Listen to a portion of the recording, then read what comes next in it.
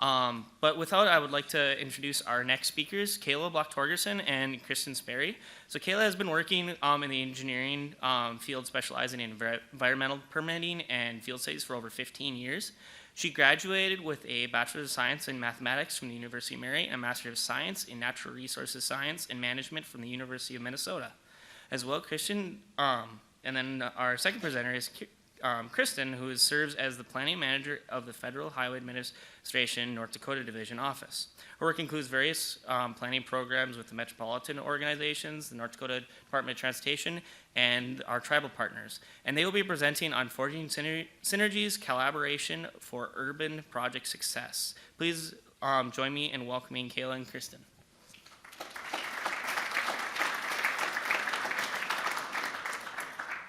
Well, thank you everybody for coming.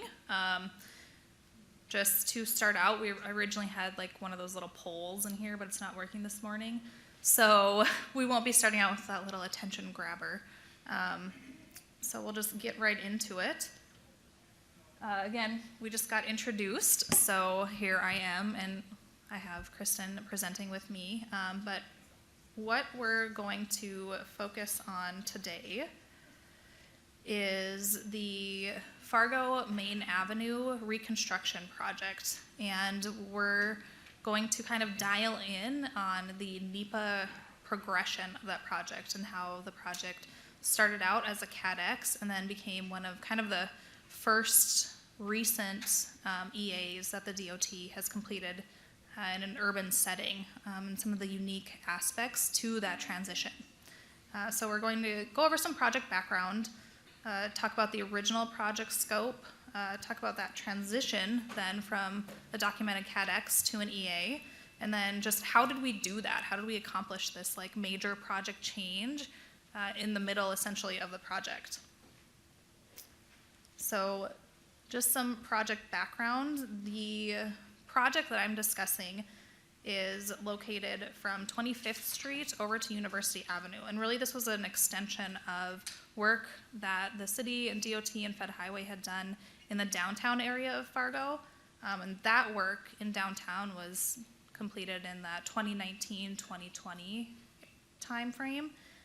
But the planning and I guess thinking of all of this project was completed in more than like 5 planning studies starting in 2013. So the whole corridor has really been thought about and looked at quite a bit. For some kind of surrounding corridor context, the top picture is showing what it was to the west of our project, where you can see there's 3 lanes of traffic in each direction with a center turn lane. And then as it transitions through this project's area, to that downtown section, you get into 1 lane both directions with a center turn lane. So one of the issues facing this project was how does that transition happen? Then some of the, just a little photo of the existing conditions of the corridor to provide some context to some of the issues that were happening. You can see there's a lot of like transverse cracking in the pavement. There are a lot of access points, driveways from businesses that I want you to kind of note as this flyover happens. But another really unique aspect of this project is the pedestrian environment and the limited right-of-way throughout the corridor. So you can see there's a lot of buildings that are right up next to the sidewalk or right up next to the roadway. So that presented like a lot of challenges when alternatives were being developed in this project corridor. You can also see there's a lot of obstructions within the sidewalk. There's light poles, there's signs. There's really limited sidewalk in some areas. And so all of these planning studies had noted these things. The underground infrastructure in this area too was outdated. Some of the water and sewer pipes, I think, were 80 to 100 years old. So those needed to be replaced.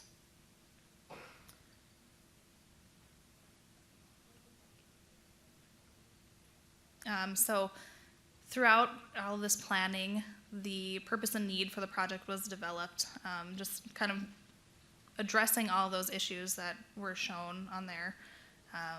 And then this fed into the original NEPA document. So when this project began, it began in the fall of 2021 as a documented CATEX. They didn't foresee any issues that would come up with the project that would elevate the NEPA document level. So they spent the first year essentially conducting the project as a CATEX. There were a number of stakeholder meetings with all of those businesses along the corridor that were held.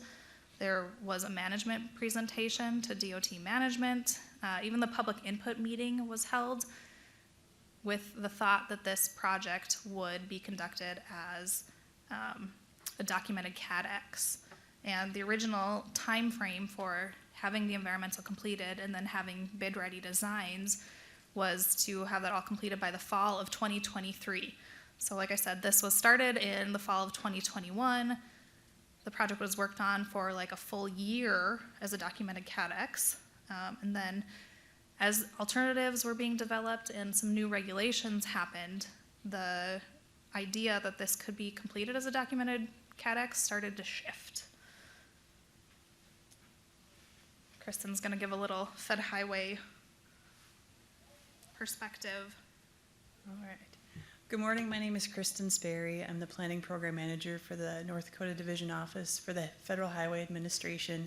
When this project, when I became aware of the project, I was wearing dual hats. I was the Planning Program Manager and the Environmental Program Manager. So in order to get to how our office decided that environmental assessment was probably the appropriate environmental document to go with, we have to go back to January of 2021 when there was a new president that Biden was put into office, and then we had a bunch of executive orders, and those executive orders that are passed kind of give a flavor of what is important to each administration.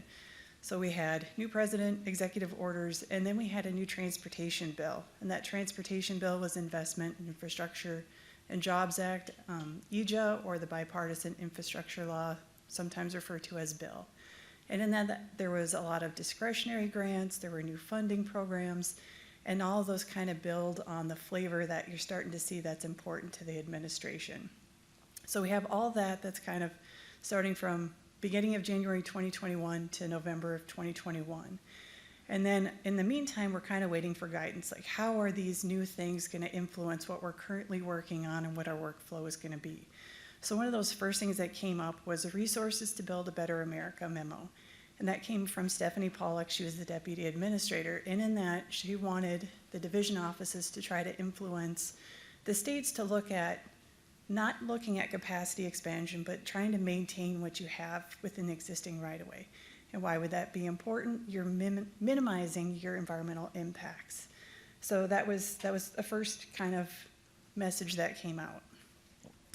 Also clarified what would be eligible for categorical exclusion, and they didn't want right-of-way or relocations to be occurring with categorical exclusions. Now the FAST Act, that gave each state the opportunity to work with their division office using a template that came from headquarters, and like these were the minimum items that you need to have within that agreement that you work through with. So it was a lot of collaboration as to what a minimum amount of right-of-way is and different thresholds that both sides were in agreement that could be done by the states. So we have, this is kind of like, well, we talked about minimum amount of right-of-way. Can you do a relocation or acquisition within a categorical exclusion? Some of you may be, well, what's a categorical exclusion? That's the lowest level NEPA document that we have. Or environmental document, that's where 99.9% of the DOT's documents fall within this category. So we have new president, executive orders, new transportation bill, information starting to come down. Next, through the planning side, we have planning emphasis areas. These give a list of categories that they would like the states and the metropolitan planning organizations to also look at when they're putting together their work programs and how they're going to be spending their federal planning dollars. So it's again giving a flavor of what's important to the administration by the list of items that are included in there. And then the next thing that comes out is clarification on categorical exclusions, referred to as CEs on the slide, in 23 CFR 771.117D. And that's regarding a minimum amount of right-of-way normally, but then it clarified that if you have any sort of controversy or environmental justice impacts, those should no longer be processed as a categorical exclusion and should look more to an environmental assessment to cover those impacts. So all that to say that that is how we determined that this project should no longer be considered a categorical exclusion and should be bumped to an environmental assessment. And we operate on more of a risk-based stewardship and oversight. So we don't always know what sort of impacts environmental documents are going to have until they get to a point where they're close to the end and we get sent a draft. And then we're like, okay, how is our document? Is it ready to be signed? Well, I received a phone call from someone at the DOT saying, hey, I have this project. It's going to have relocation and acquisitions. And immediately you're like, oh, okay. Did you do an environmental justice analysis? And you're like, yes. Like, are any of those impacts within that category? And they're like, well, there's 5 to 7 relocations and acquisitions. And then you're like, okay, where is the project at? It's like Fargo, Main. Like, didn't go to NDSU, not really familiar with Fargo. But then he's like, oh, it's kind of where the old McDonald's was. And I was like, I know where that location is. My husband is kind of a foodie. He likes to try different ethnic foods. We ate at the Jade Dragon there, had first experience at trying pho. I'm like, I know where that is. And then after that, he's like, I need to recreate this recipe. You can't really find any of those ingredients in the 6-foot international section at Walmart or Family Fare. So when we would go to Fargo, we would go to the international or the Asian market there. If we couldn't find the stuff there, there was another one further to the west. So kind of having that familiarity with that project corridor, I was like, I kind of think that maybe we should have an internal discussion and look a little bit further at those impacts. And in the end, we did end up moving to an environmental assessment. But that's kind of like how it progressed and got to where it is today. So without getting into a lot of what the alternatives analyzed, I know there's been other presentations on this project, but like Kristen mentioned, there are environmental justice or EJ communities within the project corridor. And so looking at some of the alternatives that would result in acquisitions, business relocations, and because of all of the changes, an environmental justice analysis was completed. So with, this was pretty, I guess, novel to the DOT, again, like I said, especially for an urban project. The kind of environmental justice analysis wasn't introduced at the DOT until October of 2022. So as this project was getting planned and designed and the potential impacts were happening, all of this kind of culminated in that NEPA document shift. So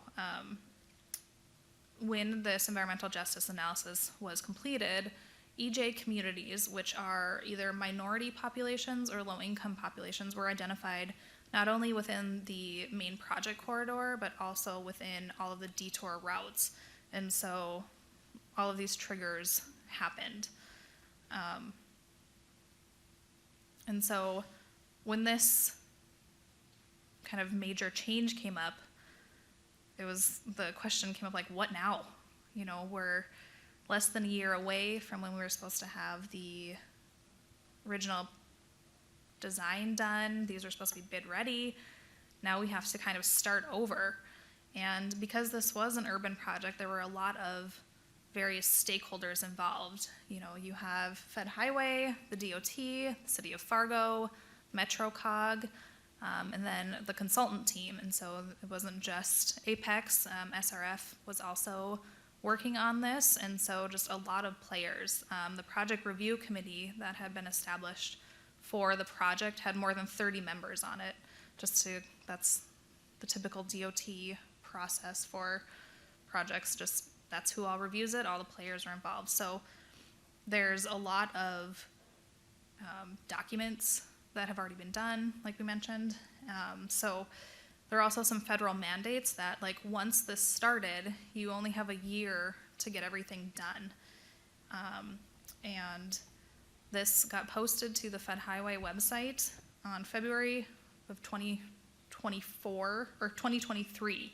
And so from that date, we had a year to complete all of the additional analysis that's required in an environmental assessment as compared to a documented CATEX, and then have an additional public hearing, and coordinate with all of the business stakeholders on the corridor and all of the agency stakeholders. So it really was a major project change. So how did we accomplish this? How was this EA completed? Like I mentioned, we had not just one consultant working on this, there was 2 consulting firms, and so different portions were being drafted by different authors. And so one thing we did was to have one document editor. That was me. I was the lead document editor. So as all the different portions and chapters came in from different people, I just made sure that it had like a consistent voice. Also, at the beginning of the project, we created document templates.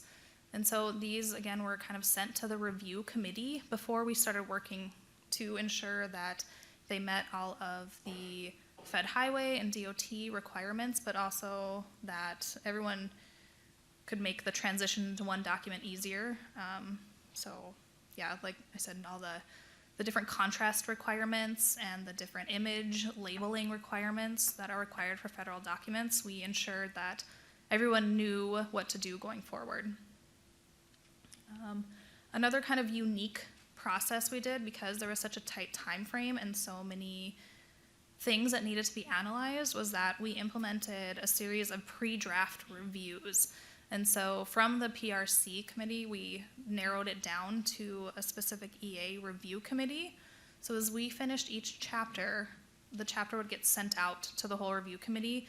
We'd get comments back and then incorporate those so that by the time we got to like a draft stage, which then was reviewed by a larger committee, we had a lot of the comments addressed.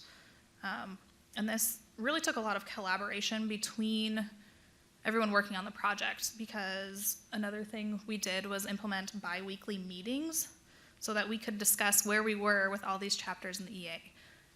So as you all know, scheduling meetings with everyone can get pretty difficult. So getting a bi-weekly team meeting for the EA review committee on everyone's calendar was a big feat, but it really helped to push this project along. Another aspect that we did to help guide the process was to develop an alternative scoring system. So when the project first started, there were about 9 alternatives and like 8 options. And throughout the initial review process, that got narrowed down to 5 alternatives, one being a no-build alternative, and then 4 construction alternatives, and 4 options. So there was a lot to discuss and analyze. So to make this easier for all of the decision makers, we created an alternative scoring matrix, I'll say. So this was a weighted systematic scoring system where there were 33 different metrics divided up into 7 categories. And that second column lists those categories of things that were determined to be important to the project, the stakeholders, the agencies. And this also had different weights to all of the input that had been gathered from public input, agency input, like I said, the city, MetroCog, all of the comments that have been received throughout the process were incorporated into this. And then this was shared with all of the decision makers. So this is kind of an example of the summary sheet. So this was really like 6 spreadsheets combined into one summary table. So then this was what was sent out to the whole PRC for help in determining the preferred alternative. So you can see that not only like colors were used to help make it easier for everybody to understand, but different font sizes showing how all of the alternatives compared to each other. And this, again, just helped move the decision-making process along when there was such a tight timeline to deal with in that year, because a year might sound like a lot, but when you're really getting into the NEPA process, it goes pretty quick. Some additional challenges along the way that, again, took just collaboration between the whole project team were that there were some signatory changes at FHWA during the process, and I'll give kudos to Kristen and Melissa here that they did a great job staying involved, keeping the management that would have to sign the final environmental document involved, so that when these signatory changes happened, we didn't even have to miss a step. They were fine with what had happened. It didn't set us back. We did have to hold an additional public hearing. As we saw in the timeline earlier, the original public input meeting was held in 2022. Well, with the environmental assessment process, a public hearing had to be held, and that again involves the timing considerations with legal ad publishing, hiring a court reporter, and then following a public hearing, you have to have a post-hearing meeting. And so trying to get all of the information compiled, get that record back from the court reporter in time to get a final decision document within that year was an additional consideration that, again, took everybody on the project team collaborating to happen.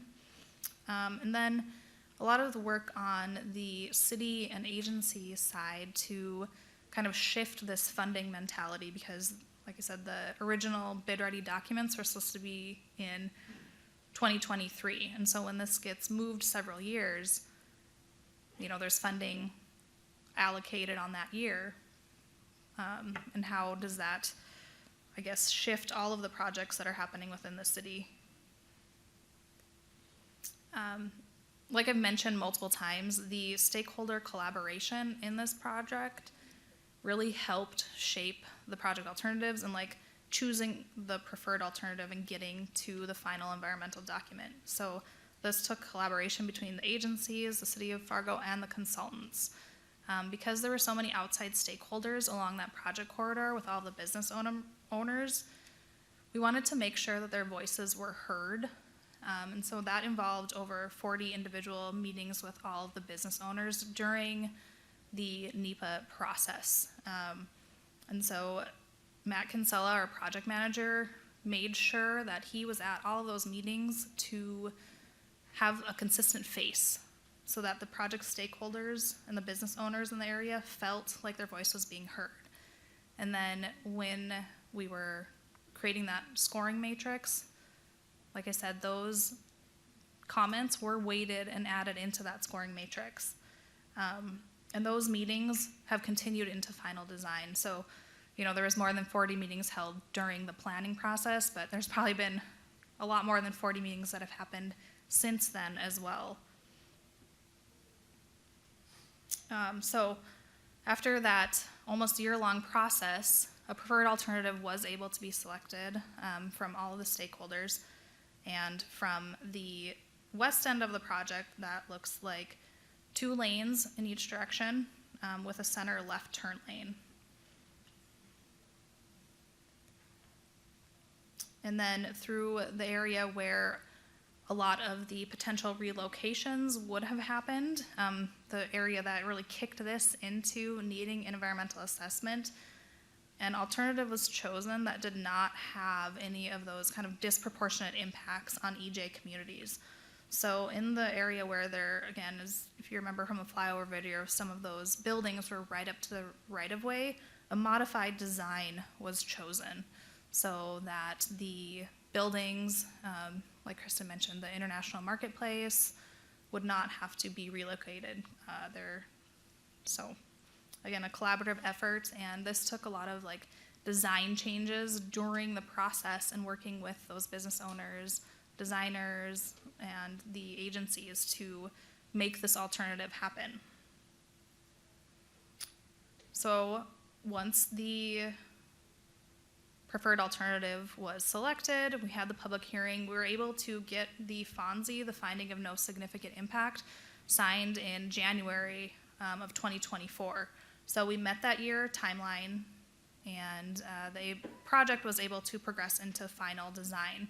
So what's next for the project? The 95% PS&E plans were submitted just last month.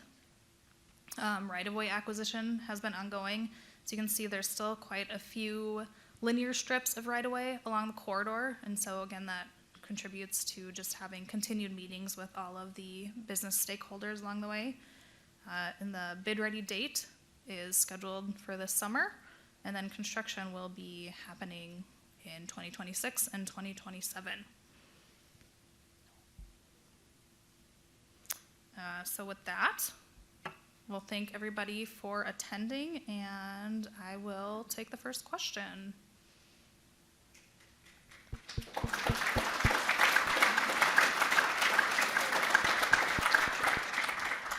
So with that, does anyone have any questions? You had the colored grid up there with the 5 different categories. Do you choose according to importance of category, or do you go according to the color coding only? Where, like, say, property impacts, you were talking about that with the international market. Did that play a big factor into it, or do you use just the numbers? So I guess the color coding and like the font sizes were just like visual things we added once the numbers were determined based on that series of 33 metrics divided into 7 categories. And then all of those metrics were weighted based on the scoring system that the PRC developed. So the colors were just a visual aid, I guess, to this. I don't know if that is quite what you're asking. Anyone else? Well, can we give another round of applause to Kayla and Kristen? Sorry. Is there a question? I think there was. Sorry, I got one more. This Kristen. So you had a lot of changes with the last administration. Can you kind of detail some of the changes that are happening currently? It's kind of a loaded question. So we just have a Secretary of Transportation. We're kind of waiting for positions to be filled before more guidance comes out. Usually there's kind of a lull or a waiting period between that with each administration. So we're kind of in that lull period right now, waiting to get more information. Thank you.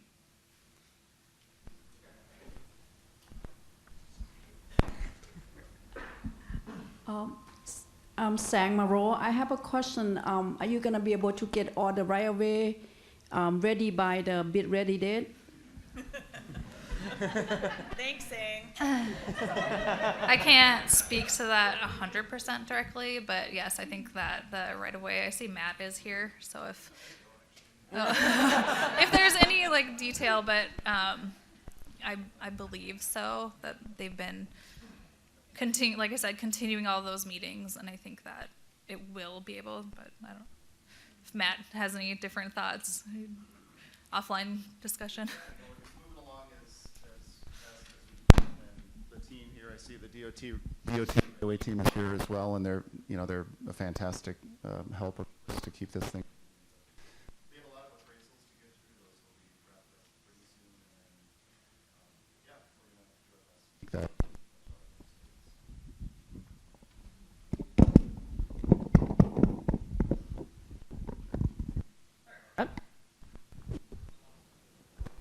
Any other questions?